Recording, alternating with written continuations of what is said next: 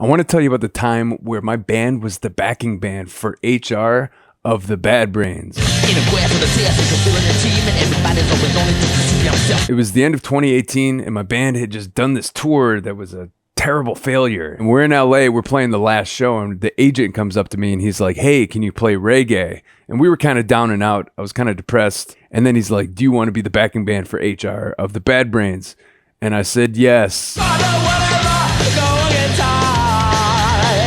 Our drummer, Phil Warren from Detroit, learned all of these songs note for note. He flies out to LA and we pop up to Reno. We're up near Lake Tahoe and there's this band that let us use the rehearsal space. And then next thing I know, we're rehearsing with HR of Bad Brains, which was really surreal. When I was in my 20s, I used to get drunk and listen to Eye Against Eye and just be like, yo, this guy's vocals are insane. Granted, the music we were playing with him in 2019 was mostly the reggae stuff. But after one rehearsal, next thing I know, we're playing on stage with HR from Bad Brains.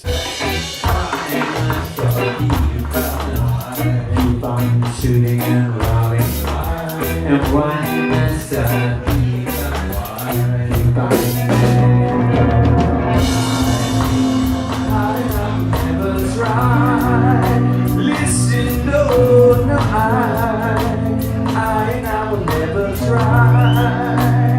And then we went down a mountain. What were you thinking when we were driving down that mountain? Oh, man, it was a test, boy.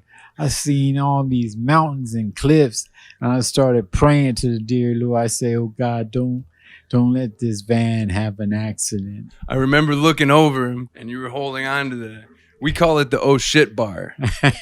We did a bunch of shows out west, and then we did a Midwest tour as well. And when I tell these stories, I'm not trying to flex. I just can't believe that I've gotten to do some of the cool shit I've gotten to do in my life. When I was a little kid and I was listening to records and I was getting super stoked on music, I never thought, hey, one day I'm gonna be driving around listening to King Diamond with HR of Bad Brains. I don't really pick the music. I'm more like to check it out and listen to it. Some of it has been a little interesting, and some of it has been very good, very good. These are just experiences that as they're happening, it's not like a big stroke to my ego. I just remember what it was like being a little kid and idolizing all these musicians, and now I get to fuck around and play with some of them.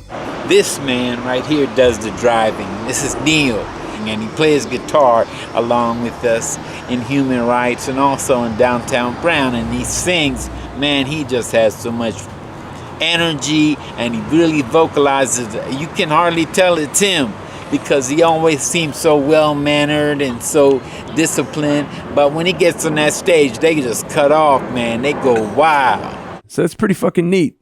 Yeah.